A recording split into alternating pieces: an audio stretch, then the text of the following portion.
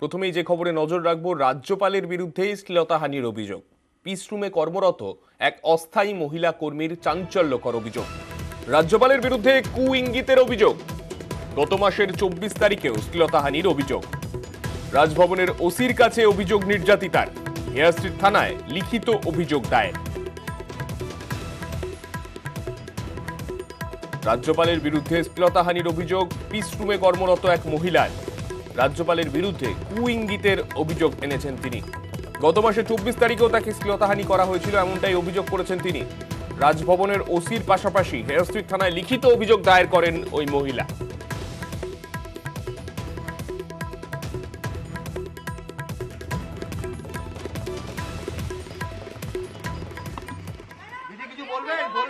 আমার যা বলার আমি আমার যা বলার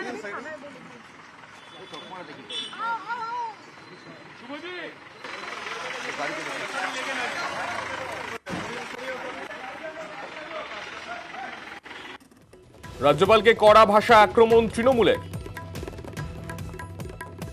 গুরুতর অভিযোগ, এবং সে অভিযোগ হচ্ছে যে শ্লীলতাহানির। মহামান্য রাজ্যপাল, আর মহামান্য বলবো কিনা জানি না, এবং যিনি এত বড় বড় জ্ঞান দিতেন এবং সন্দেশখালি যেতেন, নারী শক্তিটা কি আর নারী সম্মানটা কি সমস্ত বলতেন, এবং ওয়ার রুম হওয়া উচিত, পিস রুম হওয়া উচিত। আজকে তার রাজভবনে একটি মেয়ে, একটি মহিলা, সে এই অভিযোগ করছে, এবং যে প্রথমবার তার উপর শ্লীলতাহানি নয়, অনেকবার হয়েছে।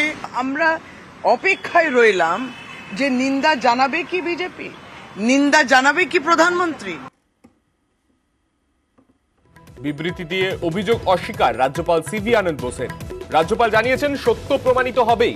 সাজানো অভিযোগ দিয়ে আমাকে দমিয়ে দেওয়া যাবে না। আমার ভাবমূর্তিতে কালি লাগিয়ে যদি কেউ ভোটের ফায়দা চায়, ভগবান তাদের মঙ্গল করুন।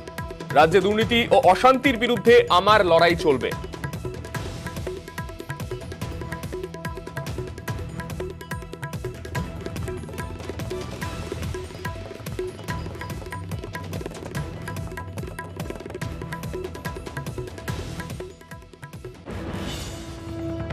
রাজ্যপালের বিরুদ্ধে শ্লীলতাহানির অভিযোগের ঘটনায় বিজেপির সঙ্গে যোগাযোগ করা হয়েছিল, কিন্তু কোনো রকম মন্তব্য করতে চাননি বিজেপি নেতারা।